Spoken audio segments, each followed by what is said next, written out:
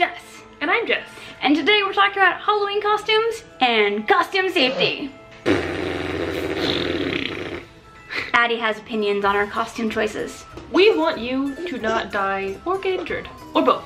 And it's a lot easier to do it before you go trick-or-treating versus when you go trick-or-treating. We have a top 5 for you of things to check out as you're building your costume or buying it online. Number 1, don't get set on fire. Yes, exactly. Not only is it great to avoid candles and other fire things, but also buy flame-resistant costumes. And it's not always obvious that something's gonna be flame resistant. They should say it on their label somewhere, but they don't always. We noticed while we were shopping at Spirit that not a lot of the costumes actually said whether or not they were flame resistant or highly flammable. It's a pretty safe bet that if it's made of plastic, it's flammable. If it's huge, probably flammable. So sorry, inflatable T-Rex is not a great costume for safety, as cool as it is. Great costume. We should probably mention that even though these costumes are generally unsafe, you can still wear them as long as you know what you're getting into. So if you do wear the T-Rex, don't go near things that can create fire. And that could mean very hot lights. And also, test runs are great. Know how to walk in the outfit before going trick-or-treating. Saves you a lot of trouble later. Number 2, wear bright colors or reflective tape. This is pretty self-explanatory. If you're going out, there are going to be cars and they may not be watching for everyone on the road. And also a lot of the costumes we saw were black, solid black, which means you're gonna blend in with everything. Yes, avoid dark corners and crossing the street in all black attire. And if you happen to be wearing an all black costume, get a brightly colored friend. That, or actually, you know the cool thing I found on Amazon? Black reflective tape exists. So it's black when you look at it, and then when a light shines on it, it's reflective and bright. That's pretty good. So you can totally wear your all black, like, priest outfit or demon robe and still not get hit by cars. Yes. Science. But also, like, a lot of the things in the market right now, like iridescent, glitter fabrics, there's a lot more that just reflect light. So you aren't limited to just doing tape or looking like a construction worker. Yeah. You got options is what we're saying. Ding. Number 3, fake weapons.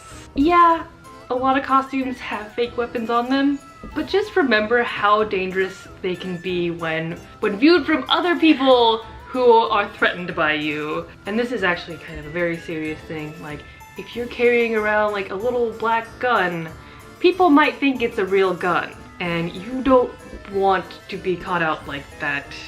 I've seen it happen where someone was shot because someone thought that they had a real gun. A very serious topic for the video, but just remember, like, be smart about fake weapons. Get like an orange gun or a Nerf gun or like very obviously foam swords. And just aside from that, they're a lot easier to carry around. They're more fun to play with when they're foam because you can actually whack people with them without hurting them. And also a lot of the weapons that we saw had really small points that could hit someone in the eye or hurt someone if someone too young is playing with a keyblade or a trident. It's not to say you can't have fake weapons, just be smart about them. Number 4, if you're getting some face paint or fake blood, check the ingredients. When we were looking, a lot of them had parabens, all sorts of stuff that is definitely not non-toxic, and that could give you a really nasty rash after you take off all the awesome Halloween decorations on your face. Yeah, you'll have acne for weeks afterward. And that's if you're lucky. So definitely flip it around, check those ingredients. The good news is that a lot of the more established places in town do have some really good makeup. So I got a list here of some of the brands that are recommended and I could see looked good. Ben Nye, Cinema Secrets, Kryolan, and Mayron. So there are brands out there that anyone can use and you should get them. Or even, I mean, a lot of just regular makeup brands, like at Sephora. Sephora has like a cool like green certified thing now. Ooh, yeah. Which is cool. So you can get non-toxic makeup at Sephora and use that. Or even just raid your current stuff. You might have, there are some really good bruise tones in most blush packs. So if you play around, you could probably find something pretty spiffy in your cabinet right now. And it'll last longer. Yeah. Or if you don't already own makeup, you probably know a lot of people who do. Number 5, no loose ends. Yes, we discussed earlier about flammability, so you don't want that to happen, but also they can get caught in fans, or stepped on, or yanked by a child, or a dog, or a really annoying friend. Oh, I didn't mean you, sorry.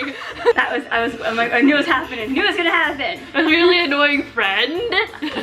I would braid your loose ends. Yeah, so like little tassels or like very long drapey things, they get caught in so many things. Car doors, I always get caught in car doors. So not only is it dangerous, but it could also damage your costume. And there's just so many better costumes than things with dangly bits. And if you do find a costume like that has dangly bits, you could sew or clip them together, try and keep them as one unit, or put them away. They're not required, as cool as they are. Or just, again, be very careful and know what you're getting into. Bonus, number 6, test your face masks before you go out. We looked at a lot of face masks, a lot, and almost all of them failed. There's no nice way to put this, the nose test. That is, we shoved our fingers in their noses and we couldn't in most cases, which means you can't breathe very well. Yeah. I mean, if the hole is smaller than your actual nostril, which by the way is probably about the size of your finger, you probably aren't getting enough oxygen through it. And that could be really bad for someone with asthma or someone in general. It's not a good thing for anybody to be unable to breathe. Yeah, also you get like the stink in there if you have bad breath like I do. Ugh. Halitosis mask. Or just keeping it clean is gonna be a nightmare. Like if you test it and no, just skip it. Also, people like being able to know who you are. Yeah. It's, again, that can be a dangerous thing when people feel threatened by you. The good news is that, 1, makeup is amazing now. So you can likely do lots here. If you need some inspiration, we'll link to Glam and Gore because Mikey's incredible. And also there are a lot of partial face masks now where you can cover up part of your face and still look amazing. Or if you really want to get one of those cool masks, maybe just kind of cut more holes in it.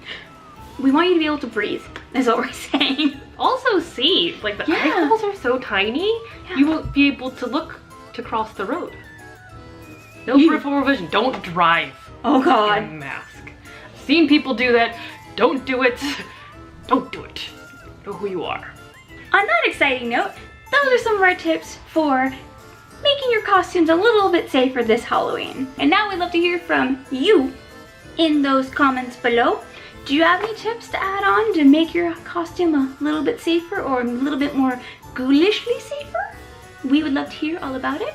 But with that, we will catch you awesome peeps Next time. later.